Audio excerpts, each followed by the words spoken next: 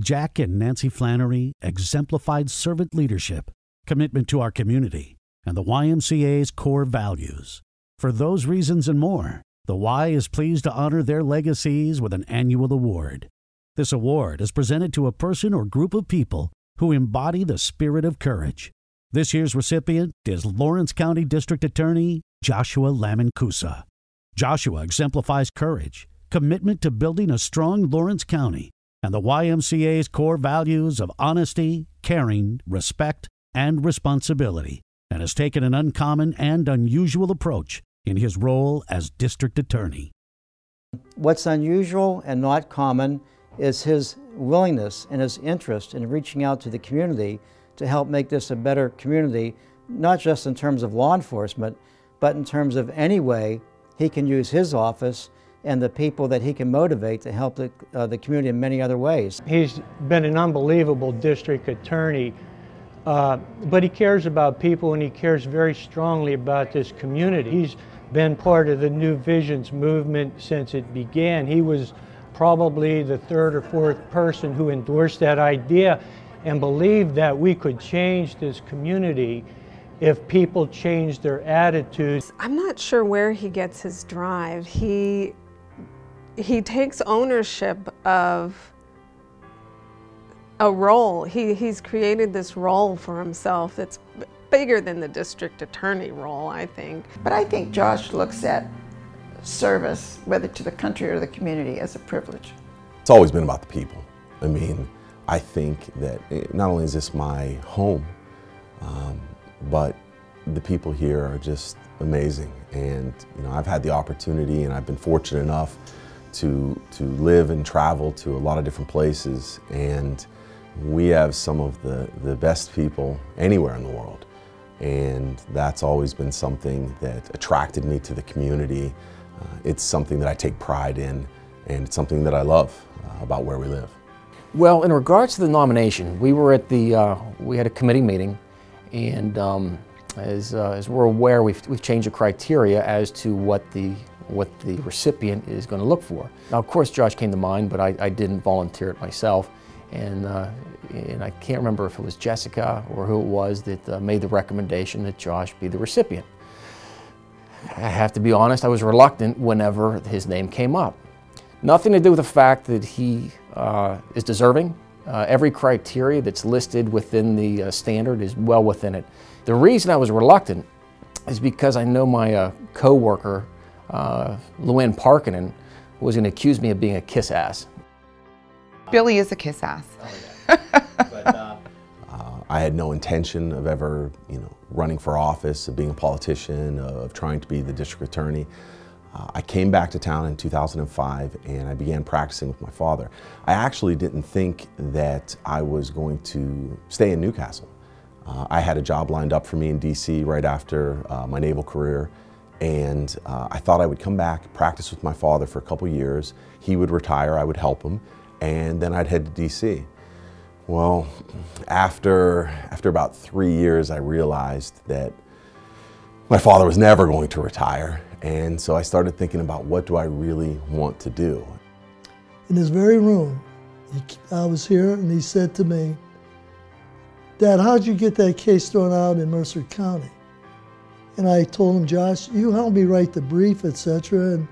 And I argued the case, and we won it. And he looked at me straight in the eye and he says, "You'll never do that to me." I said, "What are you talking about?" He said, "I'm going to run for DA." So we had that conversation and it worked out well. But his first contributor happened to be one of my best clients that I represented through his baseball career, was Chuck Tanner. Came down here purposely to see Josh, wrote a check out to him, and he says, "You're going to be our senator." He says, "No, I want to be the DA." I tried to put everything I had into the run, and I was fortunate enough to get elected, and I've been here ever since. He really cares about, his position as an elected official, to answering to the people of Lawrence County. When we would have meetings and stuff for the Drug Task Force, it was always like, look, I answer to the people of this county. So he's genuinely always put the residents of Lawrence County on top. And I think that's why he's had such great success since he's been district attorney. I have a fantastic team. Every prosecutor, every paralegal, every secretary, every detective, they are all consummate professionals. And also, we all get along, and that really helps. Now, don't get me wrong, as a family, you're always going to have disagreements, and there are times that are tougher than others. Well, I will tell you, I am the only assistant DA that he ever denied vacation. Yes, Luann Parganen she is the only person I've ever denied vacation to. You know, I don't even know what to say to that other than it's true. As well as actually twice. Yeah, he likes to deny me vacation. He scheduled me on a day I was scheduled off and had to go in after the holidays because I was scheduled. So, yeah. But at the end of the day, the office really functions because we all rally around one thing, and that's, you know, trying to make our community a better place to live. Well, Joshua came in to the office probably at the time where the opioid epidemic was taking off. And we already had a drug task force established at that point. However, Josh's insight as to the problems within the county itself with regard to that specific issue and whatnot led him to then take it one step further. We had to create a unit that brought together everyone, that pulled in the townships, combined the city's efforts with the district attorney's office efforts, and also included the state police, the ATF, the DEA, the FBI.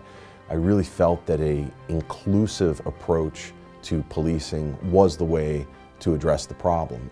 Came up with the idea to have a task force so they can go throughout the county. Obviously, we have needs here in Newcastle that are met, but also there are other needs. We kind of all fly under the flag of the district attorney's office, which I mean by that. So with jurisdictional purposes, if you have jurisdiction in Newcastle, you know, as a Newcastle police officer, you're not going to have jurisdiction in Union Township or Pulaski or Neshannock. So as being a member of the Special Investigative Unit and becoming a deputized county detective, you can basically effect an arrest anywhere in the county. And it's been by far the most effective means out of any that we've tried. The cooperative effort, the pooling of resources, that's really what's made the difference in Lawrence County. How do we match up to other counties? And when I called around, when I looked and I asked, and I hit every part of the state. Philadelphia, and I believe there was one other county above Philadelphia that was only doing things above what we were doing. We were doing things, we were in a class by ourselves, we were above the other counties. We employ every resource that we can, and the type of policing that we are doing is truly light years away from what was being done. We have a tremendous working relationship with the district attorney's office, and that wasn't always the case. One of the reasons we have a great working relationship is we share the same mission and the same goals. Josh doesn't care about politics, he don't care about getting credit for anything. His goal is to clean up Newcastle and Lawrence County, and we share that goal. And working with Bobby has been one of the highlights of my time in office. Bobby and I share pretty much the same philosophy. We believe in the greater good. We believe that no unit, no department, no person can do it all. It has to be a team effort. When I just got promoted to chief, Josh took me to lunch. I thought he was going to take me somewhere nice. He took me to the cafeteria at Giant Eagle, and we sat down and had a nice talk about leadership. One thing that me and Josh both agreed on, and this is not an 8 to 4 job. He is out day, afternoon, nights, either going to neighborhood watch groups, going to some kind of meetings. Classic example, a couple of years ago on the 4th of July, 1 o'clock in the morning, me and the district attorney are walking through Lower East Side neighborhoods, just walking up and down the streets, talking to people and doing a foot patrol at 1 o'clock in the morning. I don't think you could find a district attorney in Pennsylvania that would do that at 1 o'clock in the morning. And that says a lot about Josh. He's always available. If you call him, he's there. Sometimes you don't gotta call him, he's there. Wow, I truly believe that Josh wants Bobby Salem's job as well. If I can explain to you, he was always dressed in a uniform, whether it be Batman, whatever it would be. And coming in on our street, Josh had these big wheels. They were like plastic things, and all the kids would just follow him. Yeah, ever since I was young, I mean, I remember dressing up as Batman and running through the neighborhood. I used to have a ninja costume that I would, do patrols at night. And Josh has had a long dream, I think, of being a Newcastle police officer. And, we put some hidden cameras in there. We caught him at my desk. And, that's always been his dream, to be a Newcastle police officer. And we finally caught him there. So you guys just humor him, let him do citizen ride along? Yeah, we let him ride with us, makes him feel good. One day we might even give him a badge or something. At the end of the day, I love cops. I do. There's something that I think is truly noble about them. They're not paid a lot of money. They put on a uniform, they put on a badge, and they charge into places that most people run out of. Even though our job is to essentially to make sure that justice is served, and frequently that means that we need to put bad guys in jail, that doesn't help our community. What helps our community is giving these people the ability to get back on the street, to get jobs, to become productive, hopefully to beat whatever addiction problem that they have come into, because warehousing these individuals does not help the county, doesn't help the state, doesn't help the community. Going back a few years, we started the Lawrence County Adult Drug Court Program. And of course, Josh was a big supporter in getting that program off the ground. As a matter of fact, he assigned somebody from his office, specifically Assistant District Attorney Diane Schaefer, to provide a lot of the legwork to get that program up and running. Drug Court is a last chance program that offers people with serious drug problems a chance to get their life back on track, provided that they're willing to turn their life over to the Drug Court program. And the Drug Court program itself controls every aspect of an addict's life, everything from where they live, who they date, whether or not they can work, where they work. It is a program that really gets into the weeds of a person's life and makes sure that they are going to rehab, that they're going to their meetings, and that they're trying to provide a positive influence to get them firmly on the road to recovery. And quite frankly, it saved lives. It has been a fantastic program in Lawrence County, and it is headed by Judge Motto.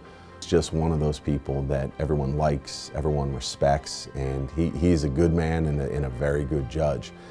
But this drug court program would not be as successful as it is without Judge Motto. And we have had tremendous success that I believe we are in the top 5 drug courts in the entire state of Pennsylvania. And the drug court itself sort of takes the same approach as the Special Investigations Unit, and that's the belief that there has to be a team effort to address the problems that we are having in Lawrence County, and particularly a team effort to address the problems of a drug court participant. So you have the Adult Probation Office, you have the DA's office, you have the Public Defender's Office, who is being run by Larry Keith, who does a fantastic job. If I ever got in trouble, I think I'd probably hire Larry Keith. But it's just a collection of all of the best advocates in our community, drug and alcohol, the Recovery Coalition, and all of these people have got together and they have made it their sole purpose, their mission, to help one person get back on the road to recovery and reestablish their life. And then they just replicate it over and over and over again. Like, it's not just, hey, let's go out and arrest these people. There are people that deserve to go to jail, and there are people that don't. They need help. And that's what he tries to do. And if you ever get an opportunity to go to a drug court graduation, it is an extremely emotional experience. Our one prosecutor, she is the DA's office for the drug court, I can't think of a thing that would ever make her cry. But at every one of these drug court presentations, she cries like a little girl. Diane Schaefer. And in addition to creating the program, the district attorney also developed the Jail to Jobs program. So many of our participants in the drug court program, because of Jobs to Jail, or Jail to Jobs I should say, were able to get fine employment and thereby enhance their rehabilitation efforts. That was critical. Giving those people that have done their time, You know, they've been convicted, they've served their sentences, whatever it may have been, and it's time to reintegrate them into society again, and the Jail to Jobs program was a big step towards doing that.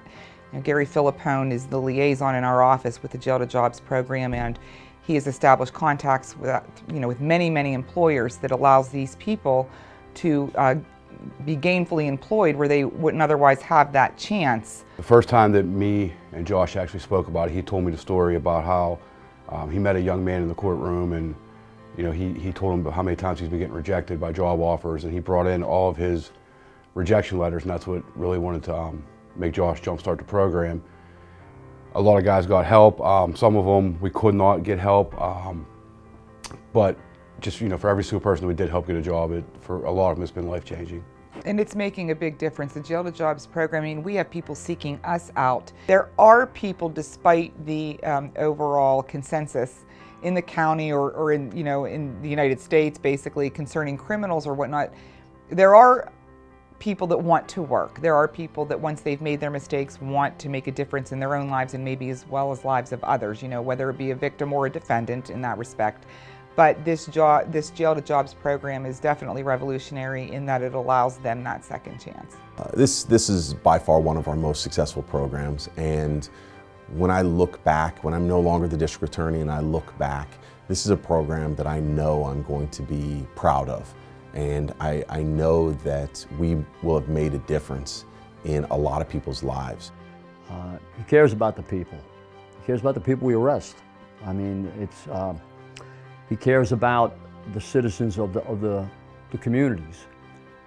Not that I say you don't see that, obviously people do, but he really generally cares about them.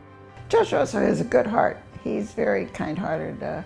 One year, Carmen and I were in Seattle with Josh, and we took him to the Pikes Market. And as you approach it, there's a lot of homeless people sitting around on the ground begging, and Carmen gave money to one, but Joshua wanted him to give money to everyone. He was very upset when we did not do that, because he just has a soft spot for people, and he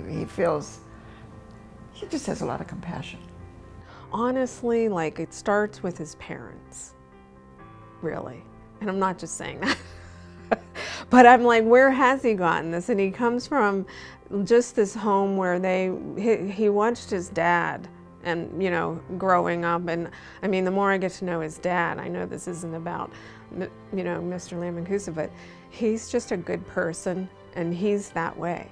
He sees good in everybody. And he helps so many people that nobody even knows how many people he helps. I'm talking about Carmen. But so Josh grew up with that. One thing about Carmen and his family were that they were born and raised up in with the same values as our families. Honesty, you lived whatever you said you did. And Josh he reflects his father's upbringing as much as anything else. Crazy that you think of a DA and you're usually the one that's going after the bad guys, not trying to help them. But that's just what he wants to get back, and not only our programs, just everything else. All day today we've been prepping and talking about our ice rink that he got involved in. He just goes outside the box so much. Our office is doing so many things that you would never really see a district attorney's office being involved in, but that's just, he wants to better our community. So last year, maybe around this time, I went to Josh with a wild idea of bringing an outdoor ice skating rink to downtown Newcastle.